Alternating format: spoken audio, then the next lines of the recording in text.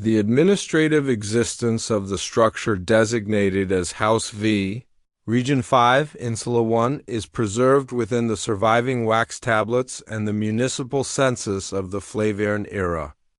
To understand the void left in the ash, the record must first establish the volume of the life that preceded it. In the Roman administrative mind, a house was not a sanctuary. It was a taxable unit of production and a locus of citizenship. The property in question occupied a standard rectangular plot, measuring approximately 12 by 30 meters. According to the city's water distribution records, the Aqueductus Logs House V was connected to the secondary lead pipe network branching from the Castellamacque. The records show a paid tariff for a single private tap, a luxury that placed the occupants within the upper middle strata of the Pompeian economy. There is no record of arrears. The payments were consistent, recorded by the local tabularius up until the final collection period of early 79 AD. The interior layout, as reconstructed from the foundational footings and the surviving frescoes, followed the traditional Vitruvian model. A narrow fauces or entry throat led into a central atrium. The ledger of the 19th century excavations notes that the floor was composed of black tesserae mosaic, punctuated by white marble chips. This was a standard pattern, durable and resistant to the wear of daily traffic. To the left of the entrance, the records indicate a small room one which served as a taberna. The rental record suggests this space was leased to a vendor of preserved pulses and grains. The presence of 3 large dolly-heavy earthenware jars permanently embedded in the counter confirms this commercial function. The jars were found empty of organic material, though a thin residue of mineralized dust remained at the bottom of the central vessel. The census data for the household is as is common for provincial towns, a patchwork of direct and indirect evidence. The paterfamilias, the head of the household, is tentatively identified in a recovered election notice painted on the exterior wall of the neighboring building. The inscription or programmata reads, C. Helvius Sabinus Idolum Dr. P. V. OVF, a standard endorsement for a local magistrate. While the name Sabinus appears in multiple locations throughout Region 5, the frequency of its appearance in relation to House V suggests a level of civic engagement. He was a man of the records, a man whose presence was defined by his participation in the legal and religious life of the colony. The domestic staff of House V is less clearly defined in the written word. Yet their presence is felt in the physical wear of the architecture. The service corridor, located to the rear of the peristyle garden, shows a distinct depression in the volcanic tuff of the flooring. A wear pattern consistent with the repeated passage of individuals, carrying heavy loads between the kitchen and the dining triclinium. The records of the local slave market are lost, but the inventory of the kitchen room 8 noted 22 pieces of bronze cookware and a set of iron skewers. The presence of these items indicates a household capable of supporting a staff of at least 4 to 5 individuals. In the tablinum, the central office where the family's records and ancestral masks would have been kept, the excavators noted a lack of portable valuables. There were no hoards of silver denarii, no gold signet rings left on Thetisk, and no jewelry boxes found within the primary sleeping chambers. The absence of these items is the first significant entry in the record of the house's demise. It suggests a period of preparation. The ledger of the house was being balanced. The liquid assets were being moved. However, the inventory of the heavy furniture remained unchanged. The records of the 1875 excavation detail the presence of 3 bronze-fitted couches in the triclinium and a heavy marble cartabulum, or display table, in the atrium. These were items of significant mass, objects that defined the status of the room but offered no utility in a moment of flight. They were abandoned to the strata, the most critical entry in the baseline inventory. However, concerns Room 3. This room, located off the northern side of the atrium, was a cubiculum, a private sleeping quarter. Unlike the other rooms, which were found with their doors either rotted away or pushed open by the weight of the pumice, Room 3 was found with its threshold largely clear of the initial fall of white ash.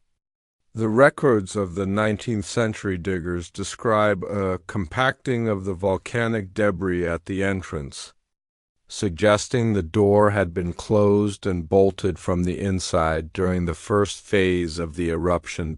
Inside this room, the inventory remains fixed in the plaster. The record shows the outline of a bed frame, the legs of a small stool, and, positioned in the corner furthest from the door, the impression of a wooden cradle.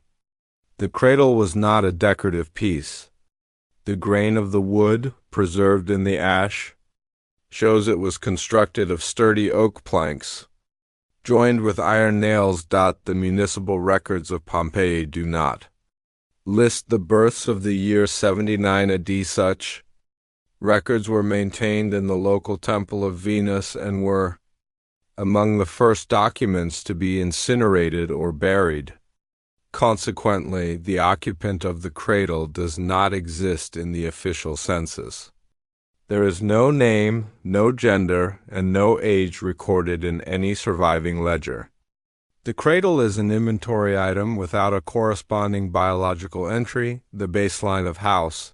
V is thus established, a functional, affluent, and legally compliant Roman home. It was a place of ordered commerce and civic duty. But as the record shifts from the census to the geological log, a discrepancy emerges. The records show that while the silver was taken and the horses were unhitched from the stable, the door to Room 3 was secured and the cradle remained in its corner before the Archiventinus. This record was briefly withheld for classification. Viewers who wish to follow future releases may subscribe. The stability of House V was not compromised for the first time on the afternoon of August 24th. The municipal records, specifically the album of the local Ordo Decurianum, indicate a period of profound structural instability beginning 17 years prior. On February 5, 62 AD, a seismic event of significant magnitude estimated by modern geologists to be between 5.0 and 6.0 on the Richter scale was logged throughout the Campanian region. The records in the Pompeian archives show that the aftermath was not singular moment of collapse, but a protracted administrative struggle.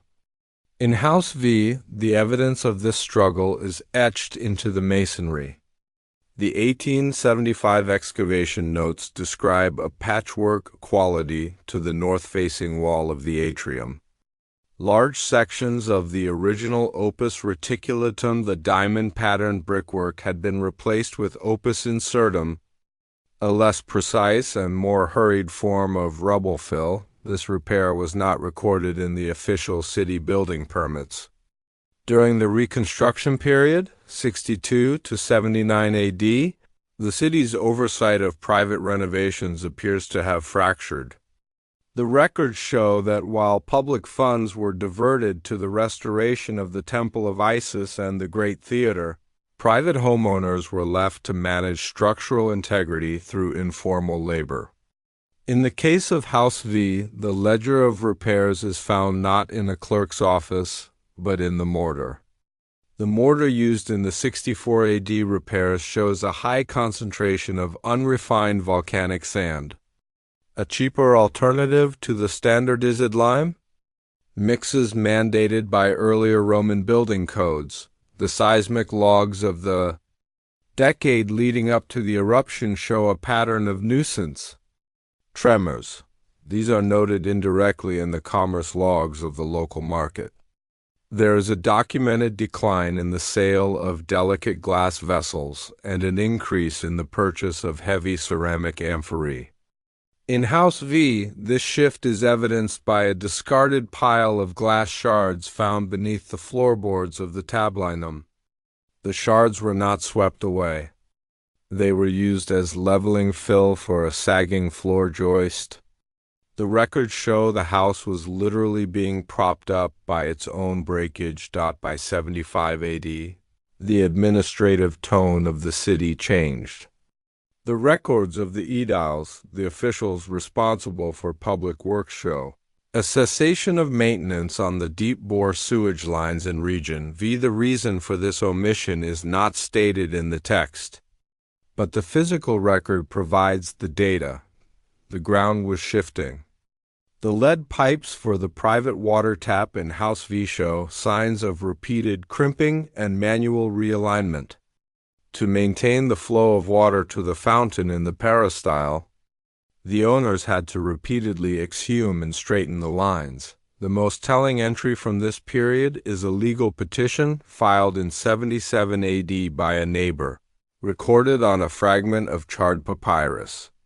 The petition concerns a shared boundary wall that had become leaned and precarious. The resident of House V was ordered to provide structural bracing. The excavation of the exterior alleyway confirmed that no such bracing was ever installed. Instead, the gap between the leaning wall and the neighboring structure was filled with packed clay and straw, a temporary solution to a permanent geological shift.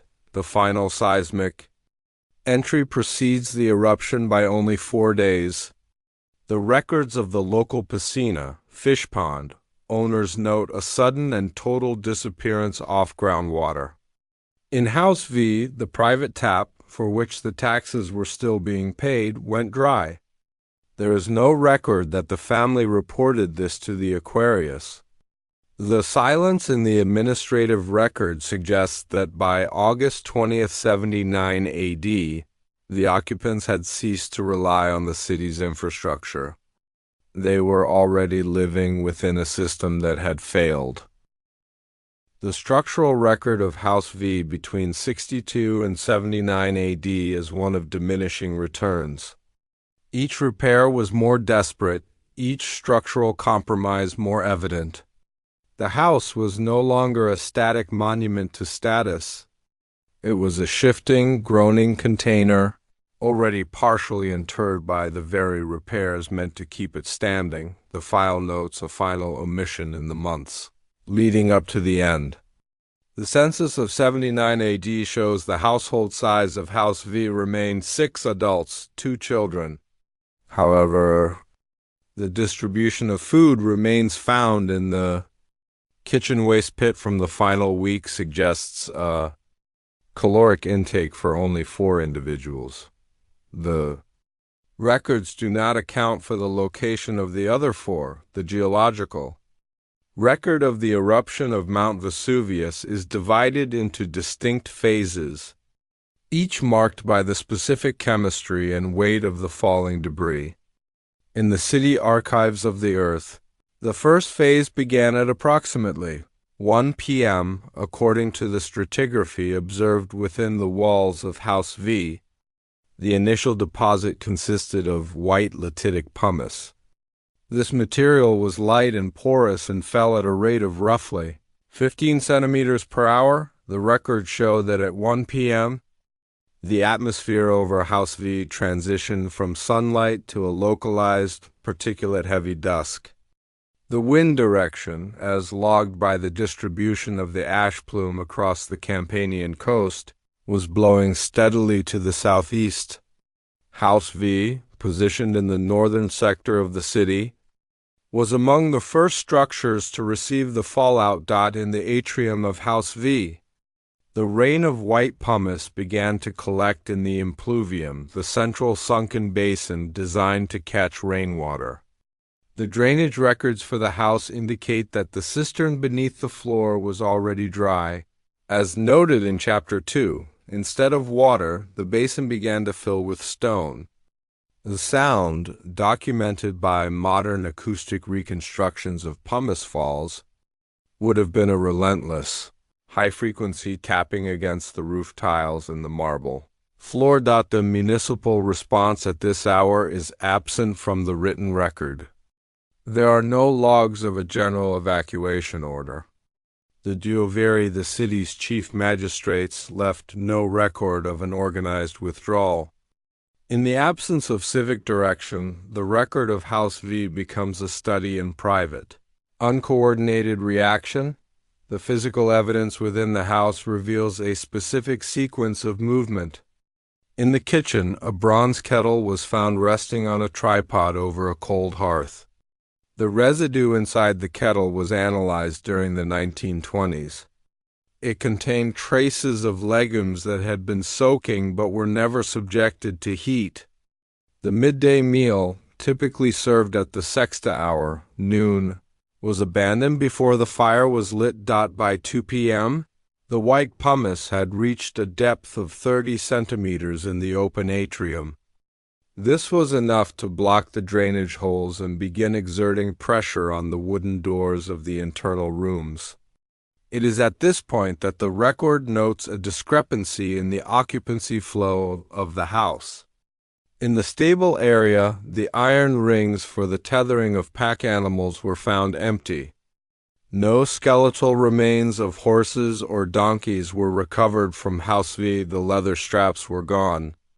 This indicates that the larger animals were let out of the house during this first hour of the eruption. However, the records for Room 3, the chamber containing the cradle, show no such movement.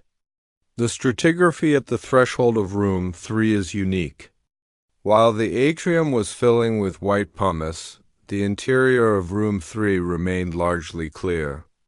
The plaster cast of the doorframe shows that the wooden door was pulled shut and the iron bolt was slid into its socket. The white pumice then began to pile up against the exterior of the door, creating a seal that grew heavier by the minute. The height of the pumice against the door of Room 3 is recorded at 60 centimeters by 4 o'clock p.m. This depth represents a weight of approximately 200 kilograms per square meter of pressure against the wood. At this specific hour, the exit from Room 3 was no longer a matter of simply turning a bolt.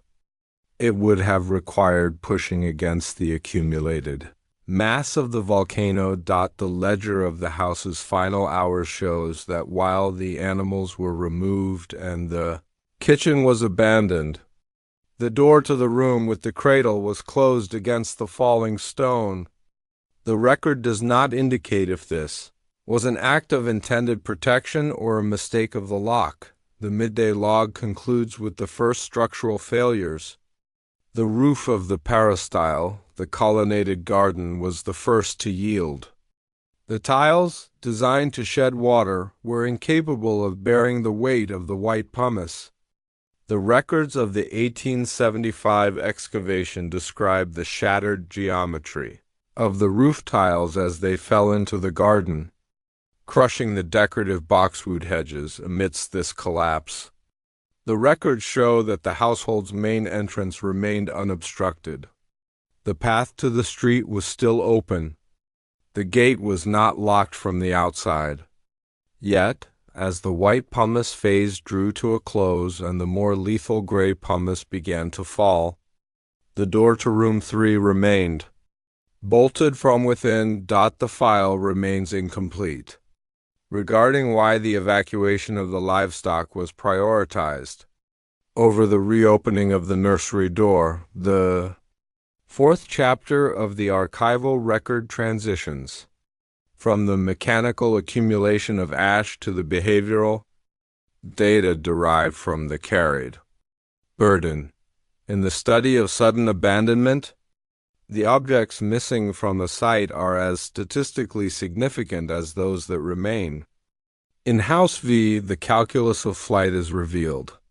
Through a comparison of the 79 AD probate inventories and the physical voids in the cupboards, the records of the tablinum, the masters, studies show that the wooden chest, arca, which typically held the family's liquid capital and legal deeds, was found in the 1875 excavation to be shattered but empty. The hinges were intact, but the contents were gone. This indicates a deliberate act of retrieval.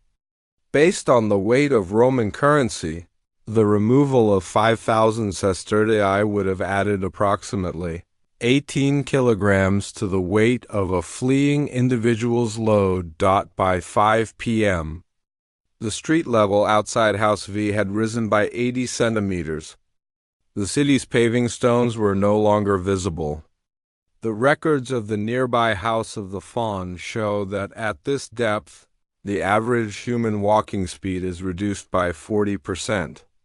The cost of every object carried out of House V can be measured in meters per second lost. The forensic log of the hallway in House V identifies a trail of discarded utility.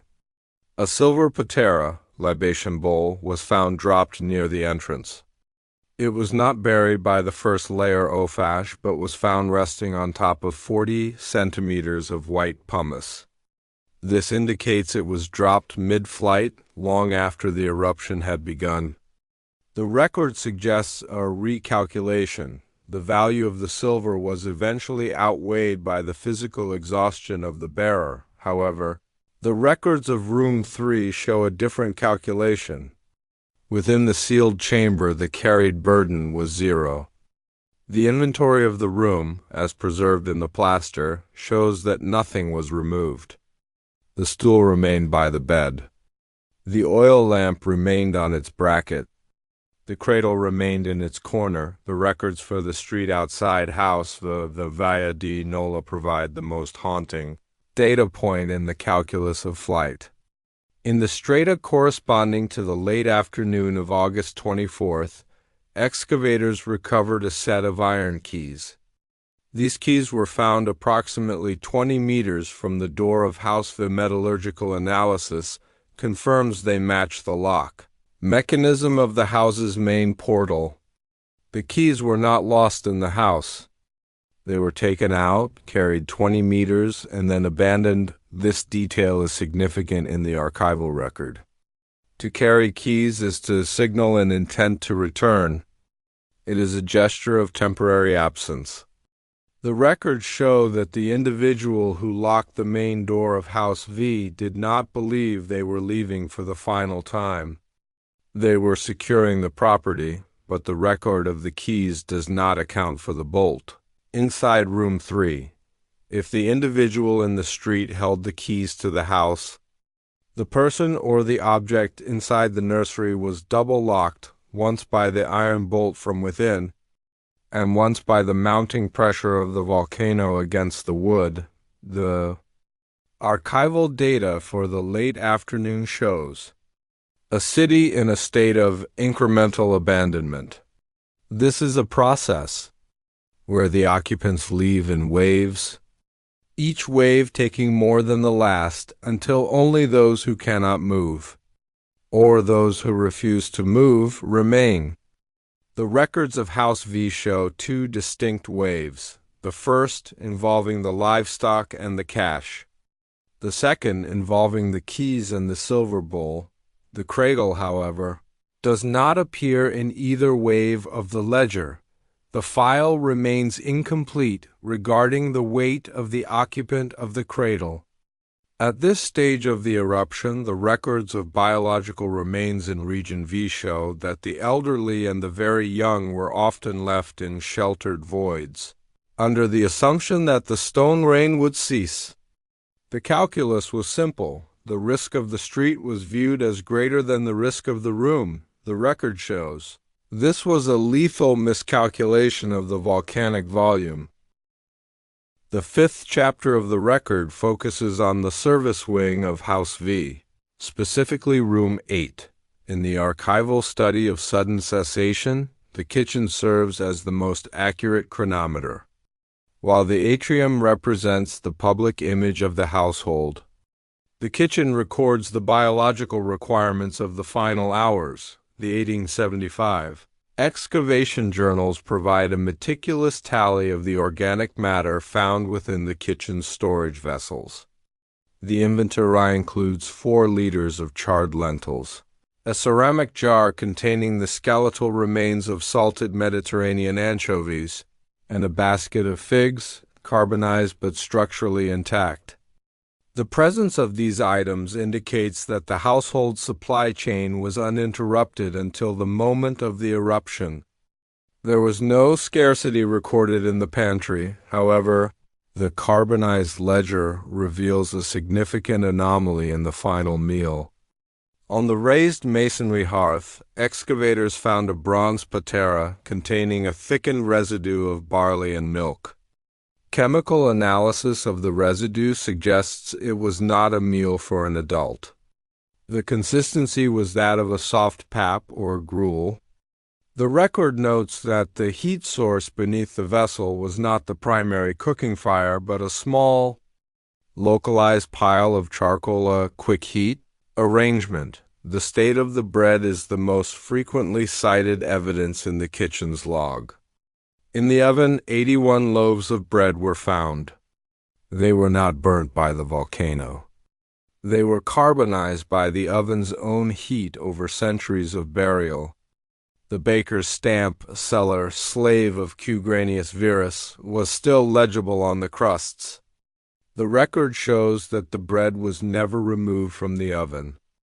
The work cycle of the kitchen was interrupted. Mid-process. The records for the kitchen also include the waste ledger. In the drainage pit located beneath the floor, forensic analysis of the final layer of refuse shows a high concentration of eggshells and the bones of a single suckling pig. This indicates a high-protein meal was consumed shortly before the eruption. However, the distribution of the discarded shells is uneven. They were found in a heap near the prep table, rather than in the central refuse bin. The record suggests the staff was eating while working, an indicator of rising environmental pressure. The most disturbing entry in the kitchen's ledger is the water omission. While the pantry was full of food, every water jar in room 8 was found to be empty.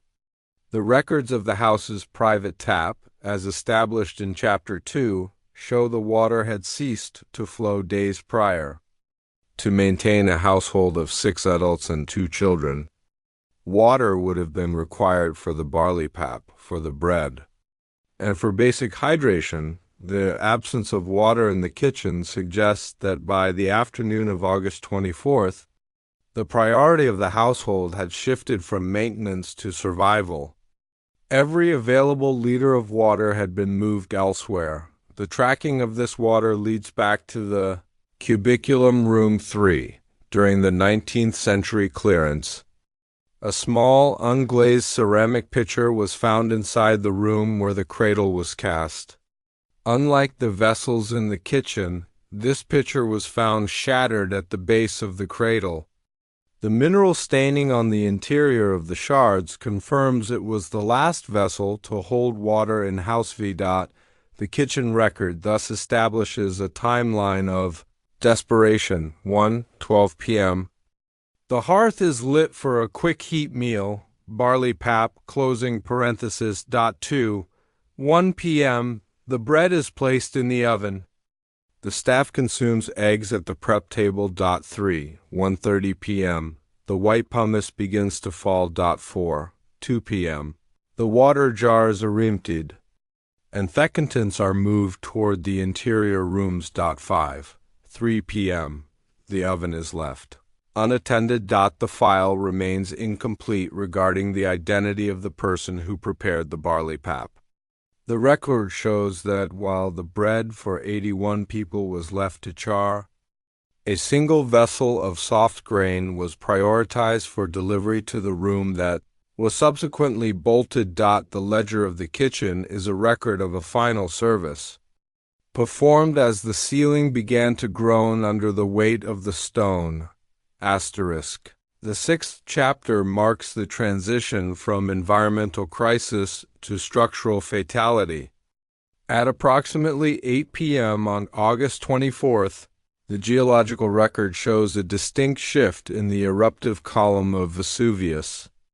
The white latitic pumice was replaced by a denser, more ferruginous gray pumice. This material was not only heavier, weighing approximately 1,000 kilograms per cubic meter, but it fell with greater velocity. In House V. The arrival of stratum 2 is recorded in the vertical displacement of the architecture. The records of the 1875 survey note that the transition between the white and gray layers is marked by a crushing horizon. This is a layer of pulverized roof tiles, sandwiched between the two colors of stone. The weight of the white pumice had already brought the structure to its limit. The first few centimeters of the gray ash acted as the terminal load. The record of the upper floor of House V, where the guest quarters and secondary storage were located, is essentially a record of gravity. The beams, constructed offer and cedar, were not designed for a static load of several tons. The archival notes describe the telescoping of the second floor into the first. In the atrium, the balconies collapsed inward, filling the central space with splintered wood and decorative stucco. This collapse had a specific forensic consequence for room 3, because the door to the nursery was bolted and the room was small. The walls provided more structural resistance than the open spaces of the atrium. However, the records show that the ceiling of room 3 did not hold. The gray pumice, accumulating on the flat roof above, eventually forced the tiles through the ceiling joists. The archive contains a meticulous diagram of the fall pattern inside room 3. The gray pumice did not fill the room all at once. Instead, it poured through the breach in the ceiling like sand through an hourglass. The record shows that the pumice first filled the center of the room, creating a cone-shaped mound. This mound eventually reached the height of the bed and then the cradle. A critical observation is noted in the 19th century excavation log regarding the displacement of air as the gray pumice filled the sealed room. The oxygen was forced out through the narrow gaps in the window shutters and the door frame. The record describes a suction effect that pulled the light curtains of the room into the ash, where they were carbonized in situ. This hour, the records of the city's streets, the Via di Nola, show a total cessation of human movement. The depth of the gray pumice had reached 1.5 meters. The record of the walking surface disappears. Anyone remaining in House V was now subterranean. The most clinical detail of stratum 2 involves the temperature. While the white pumice was relatively cool, the gray pumice carried a thermal signature of approximately 100 degrees Celsius to 150 degrees Celsius. This was not enough to incinerate organic matter instantly, but it was enough to begin the process of slow carbonization. The wooden cradle, trapped beneath the weight of the stone, began to lose its moisture. The records show the wood did not burn. It baked. The archival file for room 3 notes a final structural anomaly. The bolt on the door, subjected to the heat and the immense lateral pressure of the ash in the atrium, became fused with the iron mounting. The record shows that by midnight on August 24th, the room was no longer just a locked chamber. It had become a pressurized vault. The ledger for the end of the gray pumice phase shows that the volume of House V had been reduced by 70%. The habitable space had vanished. The record of life within the house is replaced by the record of the void space, the air pockets trapped beneath collapsed beams and inside sealed rooms. The file remains incomplete regarding the atmospheric composition inside room 3 during the final hours of the 24th. The records show the water pitcher was broken. The ceiling was breached, and the gray stone was rising. The record indicates that the unresolved detail is not how the room was filled, but what the rising tide of stone covered last. The 7th chapter of the record focuses on the forensic methodology of the 1870s, specifically the technique of Fiorelli the process, developed by Giuseppe Fiorelli to give form to the absences left in the volcanic strata. In House V, this technique was applied to Room 3, with a level of precision that transformed a geological anomaly into a permanent physical record. The records show that when the excavators reached the 1.5-meter mark of the gray pumice within Room 3, they encountered a series of cavities. Unlike the surrounding stone, these voids offered no resistance to the probe. Following standard procedure, liquid plaster of Paris was poured into the openings. The resulting casts were left to harden for 48 hours before the surrounding ash was chipped away. The first cast recovered from the corner of the room was the cradle.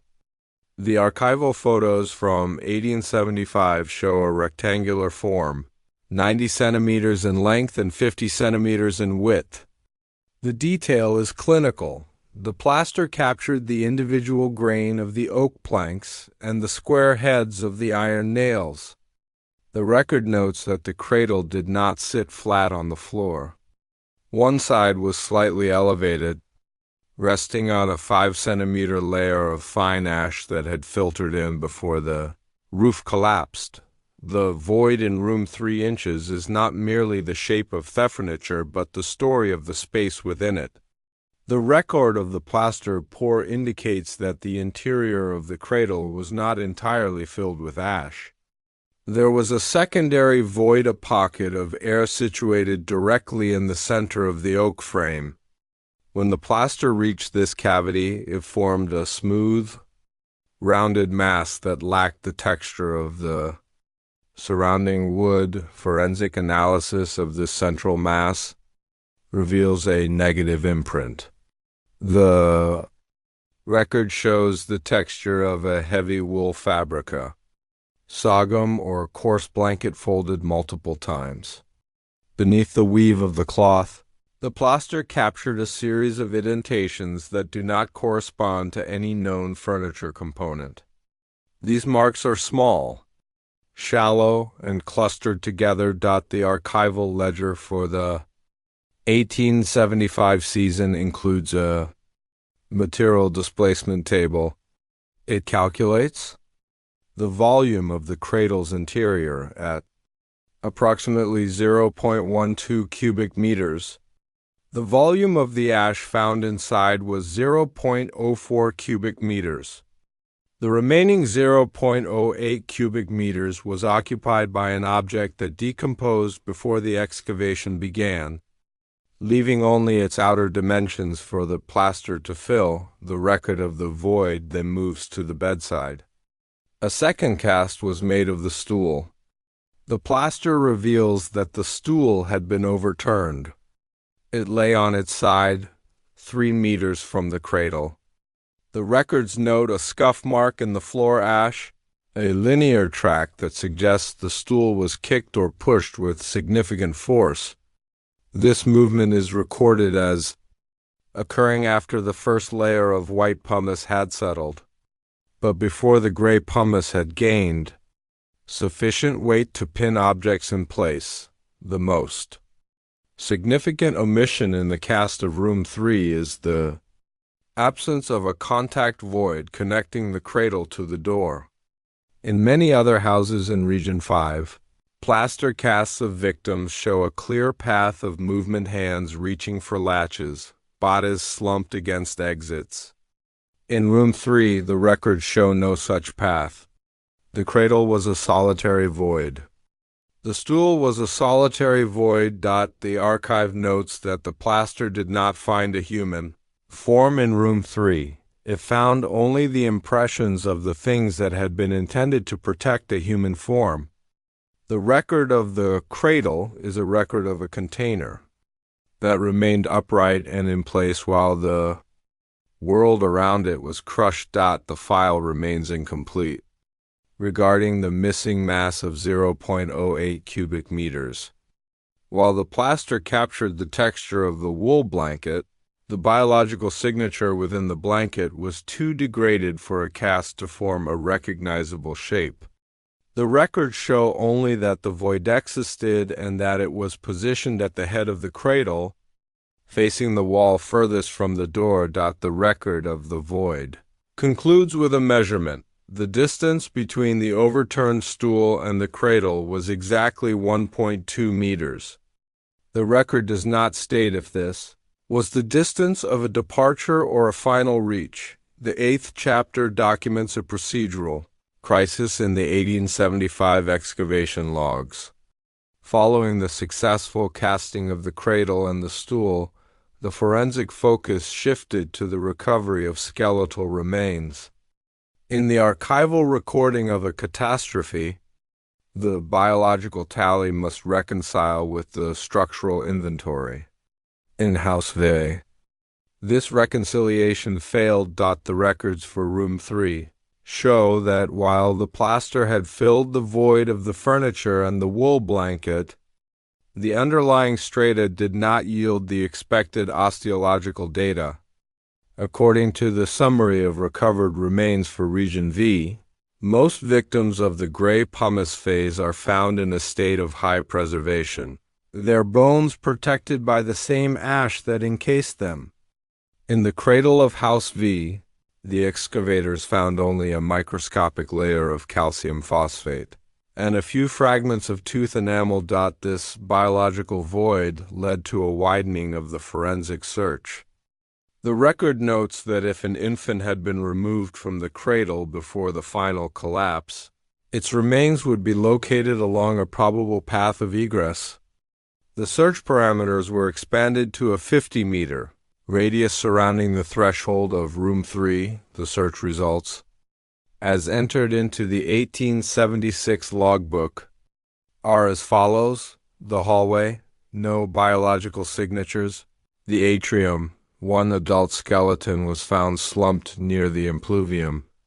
This individual, identified as a male in his late 40s, subject 5-1A, was found holding a small canvas bag containing 12 silver coins and a set of iron keys. This corresponds to the individual who likely locked the door. As noted in Chapter 4, the street Via di Nola, 3 sets of remains were found pinned beneath a collapsed masonry wall 20 meters from the entrance. None were of the age or size consistent with the occupant of the cradle. The record of subject 5-1A is particularly detailed. The skeletal position shows he was facing the entrance to room 3 when the first pyroclastic surge S1 entered the house at 6:30 a.m. On August 25th, the thermal energy of the surge was approximately 300 degrees Celsius. The records show his death was instantaneous, caused by thermal shock. He was not reaching for the exit. He was reaching back into the house. The archival file notes a discrepancy in the possession log of subject 5-1A among the coins and the keys. Excavators found a single small bronze bell, often used in Roman households as a crepundia, a protective amulet or toy for an infant. The bell was clutched in the left hand. However, the infant was not with him. The records show that the search was then directed toward the service wing and the kitchen. In the 1877 season, a secondary void was discovered in the small crawl space beneath the kitchen stairs. When cast, this void revealed a human form. However, the measurements, 1.6 meters, identified this as an adult female. The biological log identifies her as subject 5-1B. She was found in a fetal position, her hands covering her face. The most clinical observation regarding subject 5-1B is found in the taphonomic report. There was a second, smaller void pressed against her chest, a space that the plaster could not fully penetrate due to the tightness of the embrace.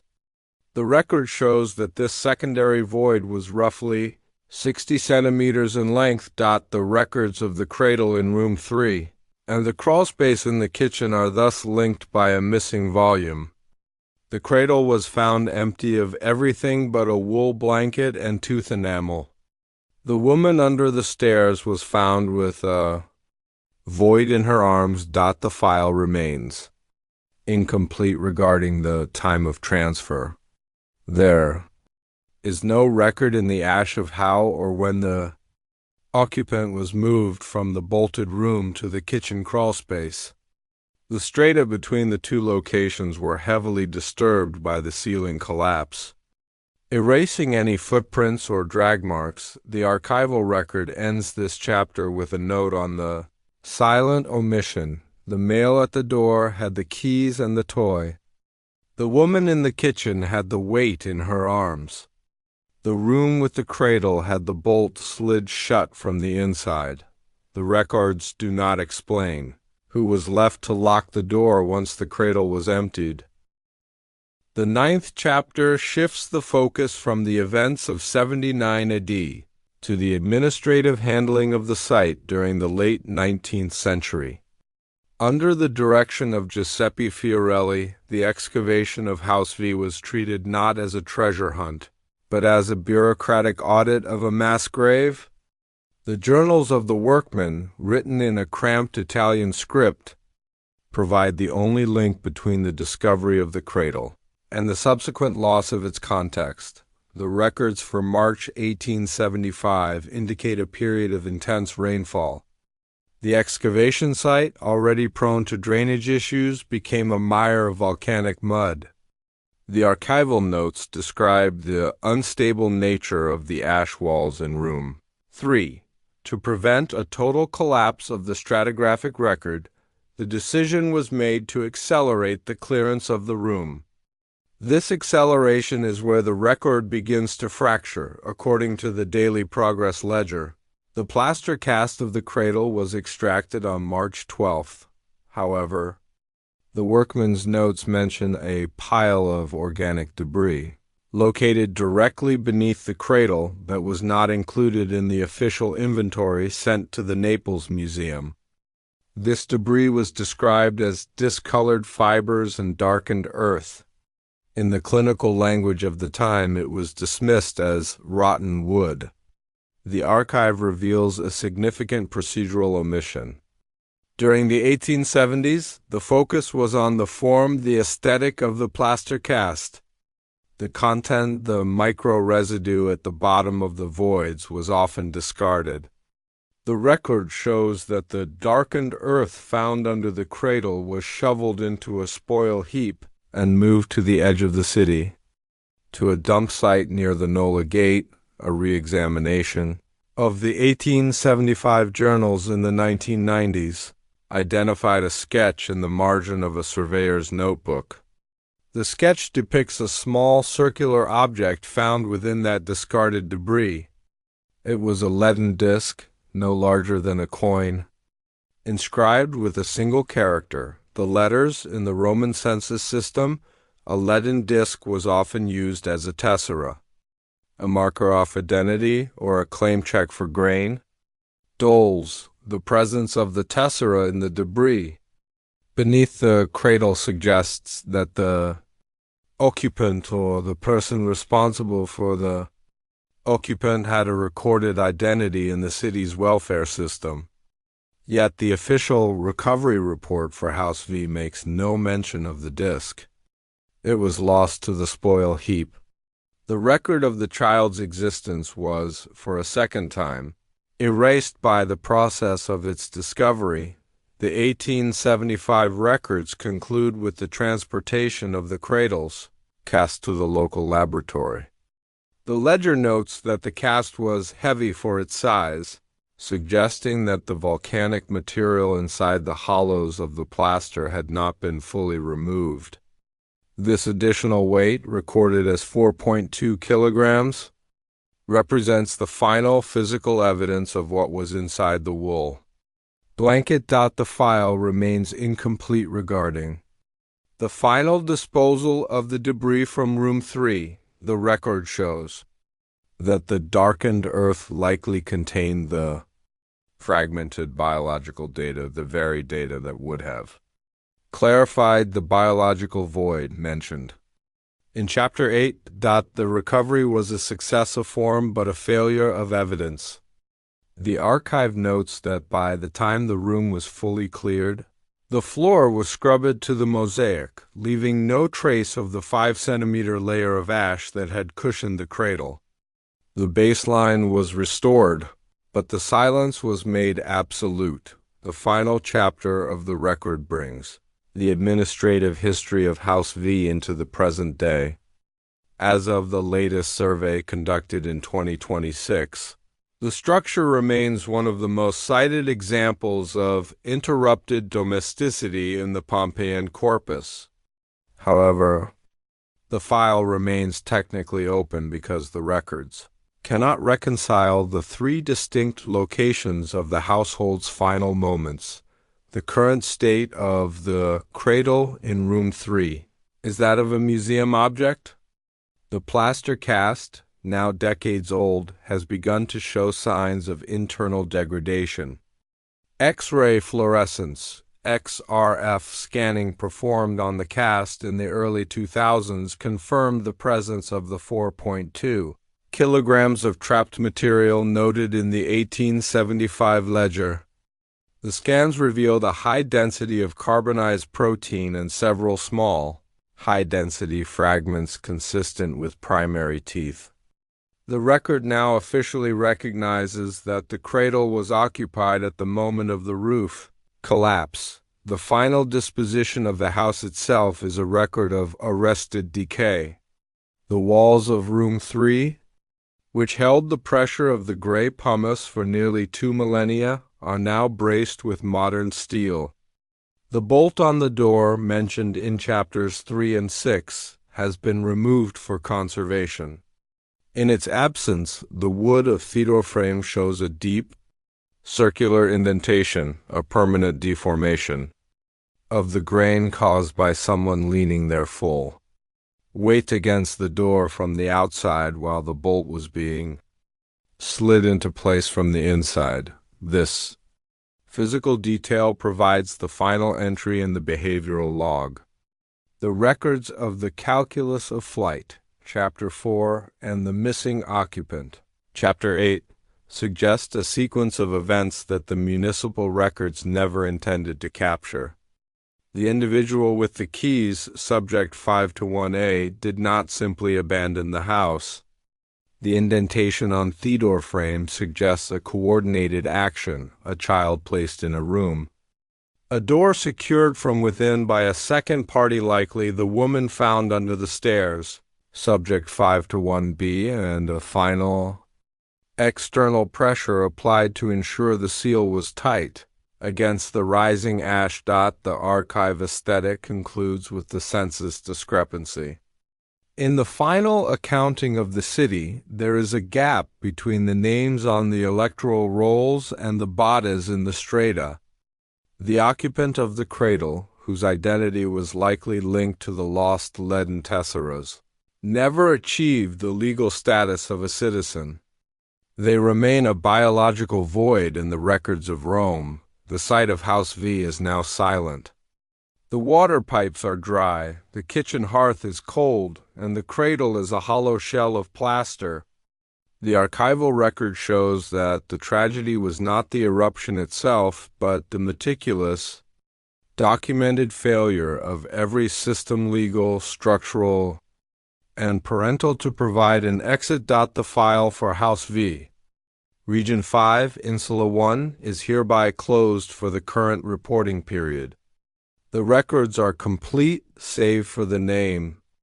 The name of the occupant remains and will remain an omission. The documentation of House V is complete.